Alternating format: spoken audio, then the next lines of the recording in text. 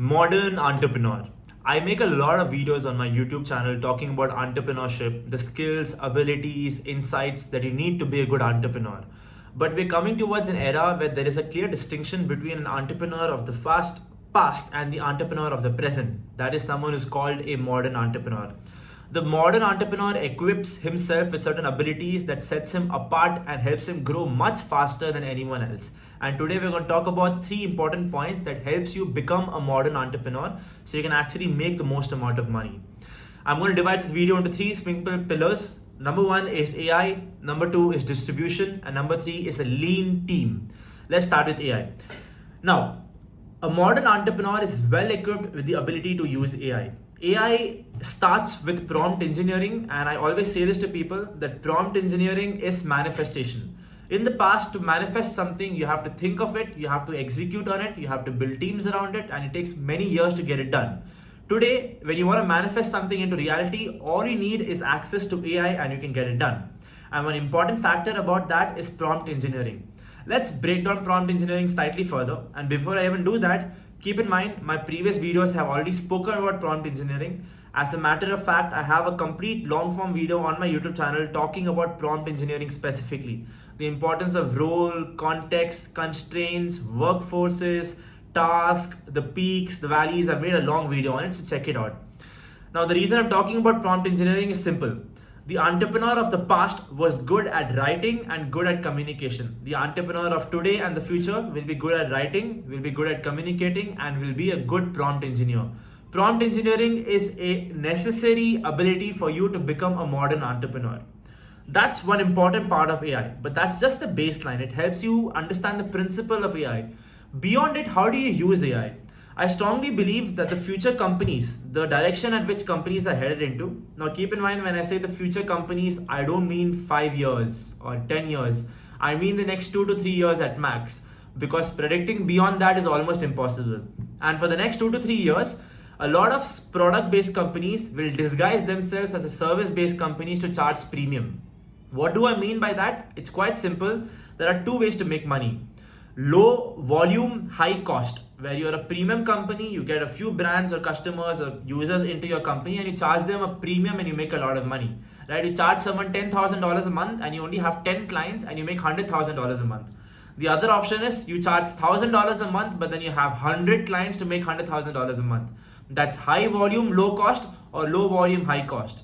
The future of companies in the next 2 years, because of AI, is headed in a direction where it's going to be high cost, where you charge, let's say, $10,000 a month, but also high volume, where you have hundreds of users.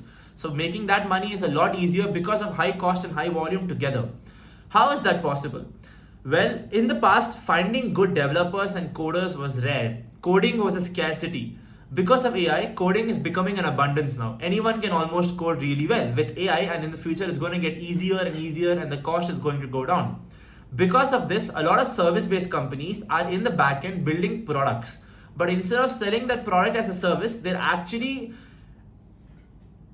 portraying themselves as a service-based company, adding a layer of communication with humans, but the actual work is getting done by products in the backend. My own marketing agency, for example, we provide SEO services, ad services, website services, a lot of communication, a lot of creative services. All of that is done by my team, but we're building a product that can actually do the heavy lifting and my team can just focus on management and communication.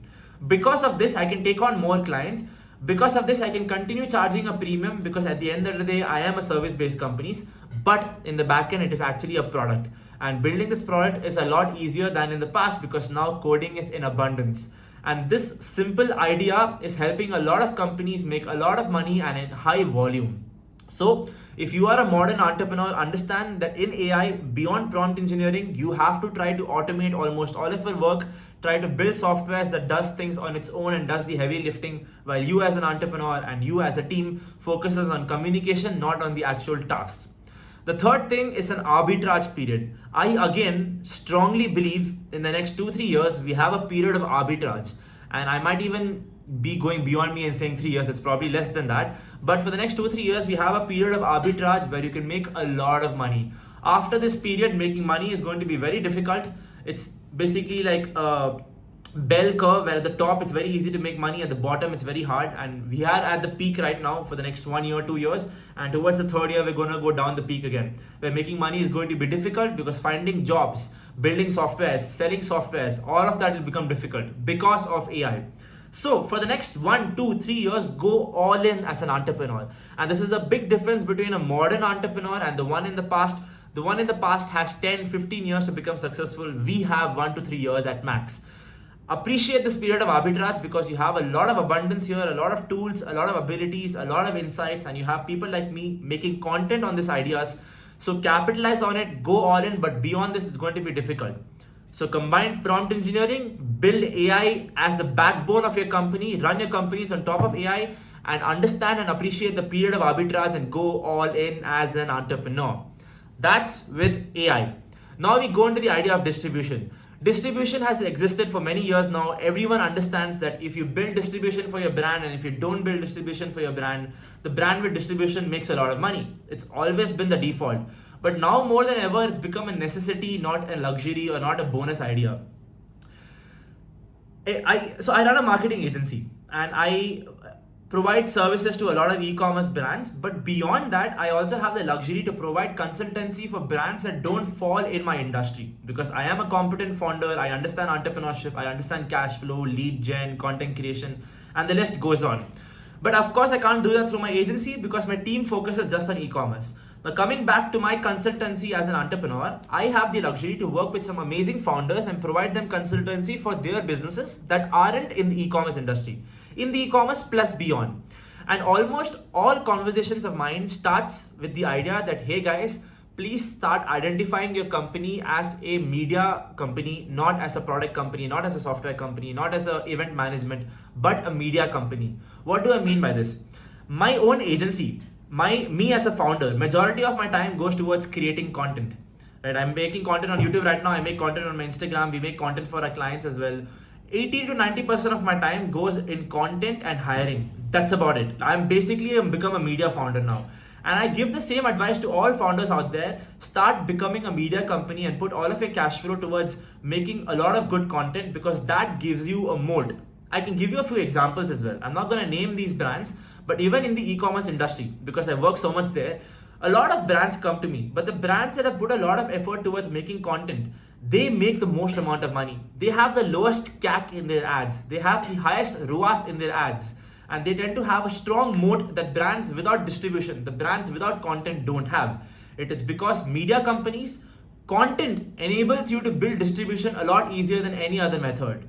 So if you are a modern entrepreneur and if you're starting a company or are already running one or are providing services to other clients and services and agencies and product-based companies, identify a crucial point, that is to make content. Content is essential. Content helps you build distribution and distribution helps you monetize your distribution. And AI is also, that's the reason I mentioned the arbitrage period, right? AI is also replacing distribution. Right now, I can literally go to HeyGen, it's a software and 11 labs, combine them with a good video editor, and I can automate my entire content creation part. So the idea of building distribution can also be automated, which is a scary idea because a lot of people bet on distribution for the future, but when distribution itself gets automated with AI, it's scary because AI can build its own distribution. So even here you have a period of arbitrage. Honestly, everything I'm going to say moving forward, keep the period of arbitrage in mind. You only have 1 to 3 years. But coming back to distribution, as a modern entrepreneur, you need to respect it and go all in and becoming a media company and making as much content as possible, regardless of which industry you come from.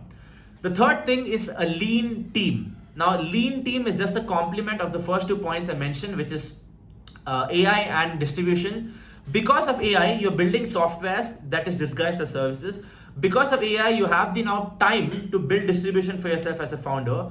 Both of it leads to 2 things, a lot of opportunities and a lot of cash flow. Now, why do you need to have a lean team? Why not hire hundreds of people instead of hiring, let's say, 20 people, right? I have learned this the hard way as well. I have learned the importance of hiring backwards.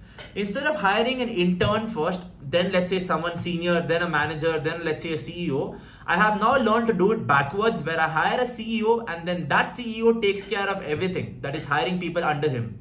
There are many advantages to this. Number one, when you hire professionals, It might be expensive, but it saves you a lot of time of management. And as a founder, management can be hectic.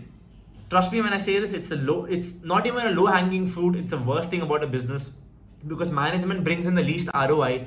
If I could put that time into making content, doing sales, doing lead gen, that will bring me a lot of money. But focusing my time on management wastes my time. But when I hire someone backwards, as in the top talent first, so right now I'm looking for a video editor. I'm still figuring out to hire one. Now I'm not going to hire a beginner editor or a decent editor. I'm going to hire the best editor in the country. So that moving forward, when we need more editors, that editor himself has his own distribution channel, has the idea of whom to hire, has the idea of building his own team, right? Instead of me building a team for him, he can build a team for himself. Imagine the amount of time I save there. So hiring backwards is a crucial point of building a lean team.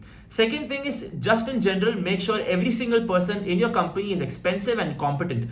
Because when you do AI right and when you do distribution right, you suddenly unlock the ability to make a lot of money. Basically, your company is now ready to scale, and to actually execute on scaling, to be able to really scale, not theoretically, but in reality, having a lean team is essential. Look at some of the biggest companies in the world. They build a lot, they make a lot of money, but when they decide to scale, you will be surprised. The first thing they do is not scale. The first thing they do is they downsize their company and cut off a lot of employees. A lot of people, the normies, the newbies outside of these companies, think that the reason these big companies are firing 50%, 20% of the talent is to save money. That's not the case. They're not trying to save money. They're trying to build a lean team that can handle the scale that is about to come. Look at some of the biggest companies in the world: Meta, Google, I'm not sure which other companies, Twitter as well. All of the companies, when they downsized and cut off a lot of their employees, 6 months after that, if you look at their data sheets and their P&L, they made the most amount of money they've ever made. It's pretty coincidental, right? Every time they downsize, they make a lot of money. Well, in reality, what happens in the back end is that the founder identifies an arbitrage that they know they can scale in, but they know to scale in that they need a very strong team. So they cut off 20-30% of the employees, put that money towards very good talent and build a lean team. And then they give the lean team the services that will help them scale, and they go all in on scaling. As a modern entrepreneur, it's very important for you to understand this. A lean team, AI, and distribution. When you combine all of these three things together, you will be unstoppable. And if you skip these things, God bless you. Cheers.